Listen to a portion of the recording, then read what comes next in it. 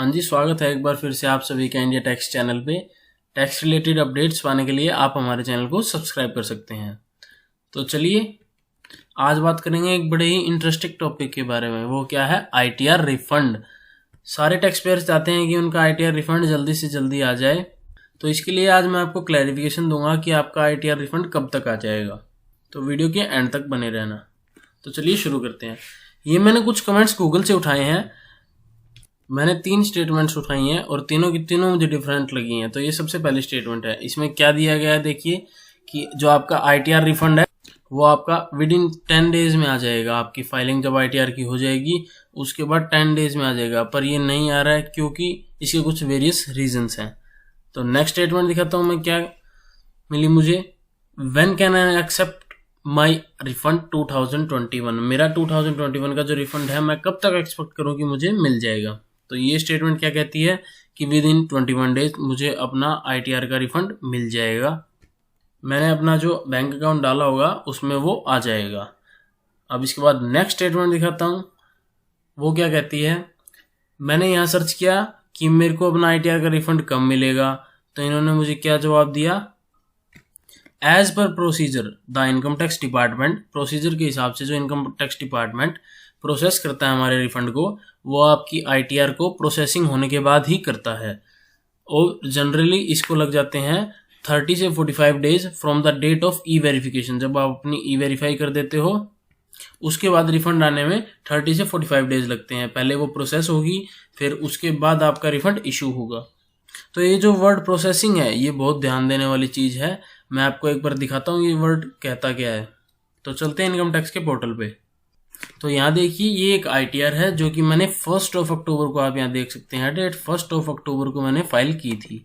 तो उसके बाद रिटर्न वेरीफाइड भी मैंने उसी दिन कर दी थी। वेरीफाई मैंने कर दी थी आधार OTP से। उसके बाद ये रिटर्न प्रोसेसिंग में उसके ही अगले दिन चली गई 2 अक्टूबर 2021 को। मतलब एक दिन लगा इसे सिर्फ प्रोसेसिंग में जाने के लिए। तो अब एक बार देख लेते हैं कि इसका करंट स्टेटस क्या चल रहा है। करंट स्टेटस के लिए आपने जाना इनकम टैक्स रिटर्न्स में, उसके बाद व्यू फाइल रिटर्न्स में। हमारी रिटर्न फाइल हो चुकी है इसलिए व्यू फाइल रिटर्न्स में हमें जाना है। अब आप क्या देखेंगे, मैं इसको व्यू मोड में सारी डिटेल्स आपके आगे दिखाता हूँ कि मैंने 1 अक्टूबर को अपनी रिटर्न फाइल करी। 1 अक्टूबर के बाद मेरी पेंडिंग हो गई है E-वेरिफिकेशन के लिए। मैंने 1 अक्टूबर को इसे E-वेरीफाई कर दिया। अब 2 अक्टूबर को ये अंडर प्रोसेसिंग चली गई और ये भी अंडर प्रोसेसिंग चल रही है। तो अभी अंडर प्रोसेसिंग के बाद क्या होगा, लास्ट स्टेप कि मेरा रिफंड इशू हो जाएगा। अब यहाँ प्रोसेसिंग वर्ड ध्यान देने वाला क्यों है, ये देखिए जो प्रोसेसिंग हो गई मेरी 2 अक्टूबर को ही होगी। मतलब सिर्फ एक दिन लगा मेरा अंडर प्रोसेसिंग में जाने के लिए मेरी ITR को। अब मैं आपको एक अलग केस दिखाता हूँ।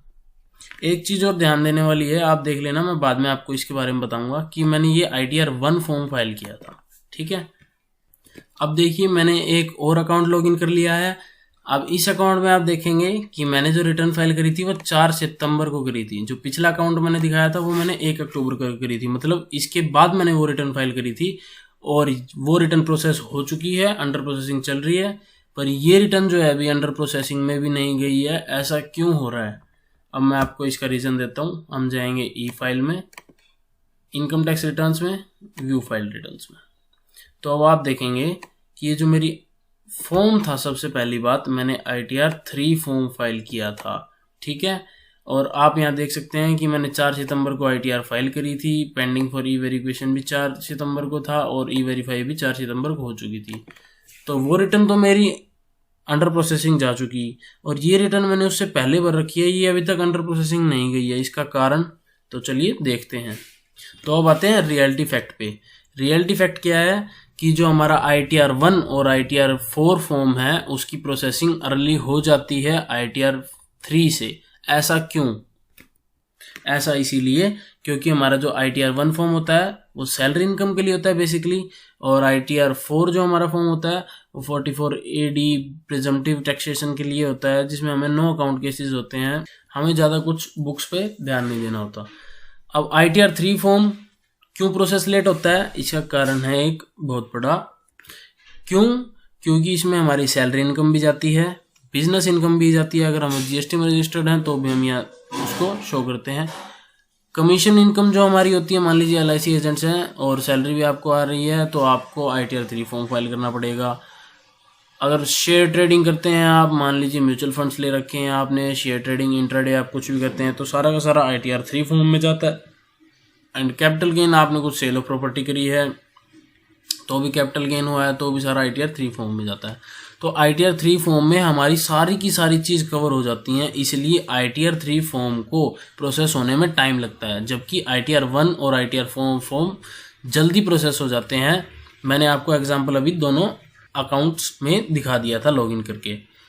अब इसके बाद एक और रियलिटी फैक्ट मैं आपको बता देता हूँ कि जो प्रेफरेंस है रिफंड्स की, वो स्मॉल अमाउंट्स को दी जाती है, ना कि लार्ज अमाउंट्स को। मतलब कि मान लीजिए मेरा 20,000 का रिफंड है और एक ITR में मेरा 50,000 का रिफंड है, तो मेरे को प्रेफरेंस दी जाएगी 20,000 वाले रिफंड में। मेरा 20,000 वाला रिफंड जल्दी क्लियर होगा रेदर देन 50,000 वाले रिफंड से। तो अब उसके बाद देख लेते हैं, एक CBDT ने स्टेटमेंट दिया था कि CBDT issues refund of over ₹37,050 crore to more than 17.92 lakh taxpayers between 1st of April 2021 to 5 of July 2021. Income tax refunds of ₹10,408 crore have been issued in 16,89,063 cases, and corporate tax refunds of ₹26,642 crore have been issued in 1,03,088 cases. The IT department tweeted. तो अब आप देखेंगे कि CBDT तो हमें refund issue कर रहा है, पर ये जो सारा डाटा है CBDT ने क्या किया, CBDT कहता है कि वो सबसे पहले स्मॉल रिफंड्स को ही इशू करता है। क्यों? मान लीजिए अगर मेरा लार्ज रिफंड है, मान लीजिए मेरा 2 लाख का रिफंड है, तो उसके लिए मुझे वेट करना पड़ता है, और जो मेरे स्मॉल रिफंड्स होते हैं 20,000 के जितने भी रिफंड्स होते हैं, ये जल्दी से जल्दी क्लियर हो जाते हैं। अब मैं आपको करंट हमारी ITRs के बारे में बता देता हूँ, जो हम 2021 की जो अभी ITR फाइल कर रहे हैं। तो अब इसके बारे में मैंने एक चीज़ देखी है कि जो हमारे रिफंड्स हैं वो फास्टली इशू हो रहे हैं ITR 1 के केसेस में। मान लीजिए हमारा 20,000 तक के रिफंड हैं, तो ये जल्दी से जल्दी क्लियर हो रहे हैं आपकी बार, और रिफंड्स लोगों को आ भी रहे हैं जल्दी। ITR 1 फॉर्म्स के केसेस में है ये। ITR 3 फॉर्म्स जिनकी कमीशन इनकम साथ में है सैलरी के, उनके रिफंड अभी जल्दी नहीं आएंगे, क्योंकि ITR 3 फॉर्म को प्रोसेस होने में टाइम लगता है। अब लास्टली मैं आपको बता दूं कि आपका इनकम टैक्स का रिफंड आ गया है या नहीं, इस स्टेटस को आप कैसे चेक करेंगे। तो चल लेते हैं पोर्टल पे। अब आप यहाँ देखिए कि आपको स्टेटस कैसे चेक करना है अपने रिफंड का। तब आप ये देख सकते हैं, जब आपका रिफंड आ जाएगा तो यहाँ पे एक टिक आ जाएगा रिफंड इशूड का। मैं आपको एग्जांपल के लिए पिछला रिफंड दिखा देता हूँ। ये देखिए, जैसे ही आपका रिफंड आ जाएगा तो यहाँ लिखा आ जाएगा रिफंड इशूड। तो जब आपके केस में रिफंड इशूड लिखा आ जाए, उसके बाद अपने बैंक अकाउंट को चेक करें, आपका रिफंड आ चुका होगा। और अगर मान लीजिए अगर आपका रिफंड नहीं आ रहा है, तो आप रिफंड रीइशू की भी रिक्वेस्ट लगा सकते हैं। उसके लिए आपको क्या करना होगा, सर्विसेज में जाना होगा, रिफंड रीइशू के ऑप्शन पर क्लिक करना होगा। इससे आप रिफंड रीइशू की रिक्वेस्ट भी लगा सकते हैं। तो वीडियो अगर इन्फॉर्मेटिव लगी हो तो चैनल को सब्सक्राइब करें। टैक्स रिलेटेड अपडेट्स हमारे चैनल पर डेली बेसिस पर आते रहते हैं। अगर आप इनको पाना चाहते हैं, सबसे पहले ये आप तक पहुंच जाएं, इसलिए आप हमारे चैनल को सब्सक्राइब कर लें। Thank you.